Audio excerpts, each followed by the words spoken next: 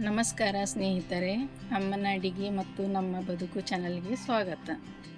ಇವತ್ತು ನಾನು ಮೇಥಿ ಪುಲಾವ್ ಮಾಡುವುದನ್ನು ತೋರಿಸುತ್ತೇನೆ, ಬನ್ನಿ ನೋಡೋಣ. ಅದಕ್ಕೆ ಬೇಕಾಗುವ ಸಾಮಗ್ರಿ ಎಲ್ಲ ಇಲ್ಲಿ ಇಟ್ಟುಕೊಂಡಿದ್ದೇನೆ. ಇದೆಲ್ಲ ಮಿಕ್ಸಿ ಜಾರಲ್ಲಿ ಹಾಕಿ ಪೇಸ್ಟ್ ಮಾಡಿಕೊಳ್ಳುತ್ತೇನೆ. ಅಲ್ಲ, ಬೆಳ್ಳುಳ್ಳಿ, ಹಸಿಮೆಣಸಿನಕಾಯಿ, ಕರಿಬೇವು, 2 ಚಮಚ ಕಸಕಸಿ ಮತ್ತು ಎಲ್ಲ ಗರಂ ಮಸಾಲದಲ್ಲಿ ಏನೇನು ಹಾಕಿದ್ದೇನೆ ಅಂತ ಇಲ್ಲಿ ಸೈಡಲ್ಲಿ ಬರೆದು ಹಾಕಿದ್ದೇನೆ. ಈ ರೀತಿ ಎಲ್ಲ ಗ್ರೈಂಡ್ ಮಾಡಿ ಪೇಸ್ಟ್ ಮಾಡಿ ಹಾಕುವುದರಿಂದ ಪುಲಾವಲ್ಲಿ ತುಂಬಾ ಟೇಸ್ಟ್ ಬರುತ್ತೆ. ಇಲ್ಲಿ ನೋಡಿ, ನಿಮಗೆ ಕೂಡ ಕಾಣ್ತಾ ಇರ್ಬೋದು. ಈ ರೀತಿ ಸಣ್ಣಾಗಿ ಗ್ರೈಂಡ್ ಮಾಡಿಕೊಳ್ಬೇಕಾಗುತ್ತೆ. ಗ್ಯಾಸ್ ಚಾಲು ಮಾಡಿ ಕುಕ್ಕರ್ ಇಟ್ಟಿದ್ದೇನೆ. 3 ಚಮಚ ಎಣ್ಣೆ ಹಾಕಿದ್ದೇನೆ, 3 ಚಮಚ ತುಪ್ಪ ಹಾಕಿದ್ದೇನೆ. ಕಾದ ನಂತರ 1 ಚಮಚ ಜೀರಿಗೆ ಹಾಕ್ತಾ ಇದ್ದೇನೆ. ಚಟಪಟ ಅಂದ ನಂತರ 2 ಉದ್ದಾಗಿ ಕಟ್ ಮಾಡಿರುವ ಉಳ್ಳಾಗಡ್ಡಿ ಹಾಕಿ ಸ್ವಲ್ಪ ಕೈ ಆಡಿಸುತ್ತೇನೆ, ಕೆಂಪಗಾಗಲಿ. ಯಾವುದೇ ಪುಲಾವ್ ಮಾಡಲಿ ಅಕ್ಕಿ ತೊಳೆದು ಅರ್ಧ ತಾಸು ನೆನೆಸಿಡಬೇಕಾಗುತ್ತೆ. ನಾನು ಕೂಡ ಅಕ್ಕಿ ತೊಳೆದು ನೆನೆಸಿಟ್ಟಿದ್ದೇನೆ.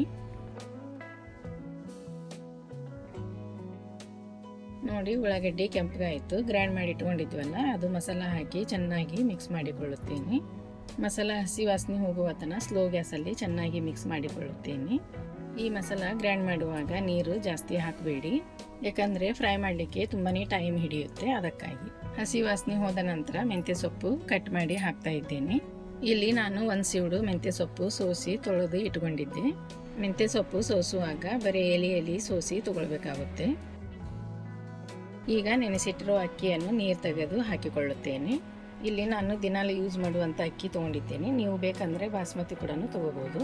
ಬಾಸ್ಮತಿ ಅಕ್ಕಿ ಹಾಕಿದರೆ ಇನ್ನೂ ರುಚಿ ಹೆಚ್ಚಾಗುತ್ತೆ.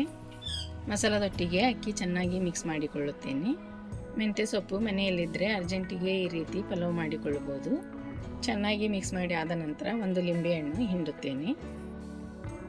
ಲಿಂಬೆಹಣ್ಣಿನ ರಸ ಹಾಕಿದ ನಂತರ ಸ್ವಲ್ಪ ಮಿಕ್ಸ್ ಮಾಡಿ ಈ ಸೈಡಿಗೆ ನೀರು ಕಾಸ್ಲಿಕ್ಕೆ ಇಟ್ಟಿದ್ನೆಲ್ಲ ಪುಲಾವ್ಗೆ ಬೇಕಾದಷ್ಟು ನೀರು ಹಾಕಿಕೊಳ್ಳುತ್ತೇನೆ. ನಿಮಗೆ ಪುಲಾವ್ ಉದುರಬೇಕಂದ್ರೆ ಸ್ವಲ್ಪ ಕಮ್ಮಿ ನೀರು ಹಾಕಿಕೊಳ್ಳಿ, ಮಿದು ಬೇಕಂದರೆ ಸ್ವಲ್ಪ ಹೆಚ್ಚು ಹಾಕಿಕೊಳ್ಳಿ. ಇಲ್ಲಿ ನಾನು 2 ಗ್ಲಾಸು ಅಕ್ಕಿ ತೊಗೊಂಡಿದ್ದೆ, ಅದಕ್ಕೆ 3 ಗ್ಲಾಸು ನೀರು ಹಾಕಿದ್ದೇನೆ.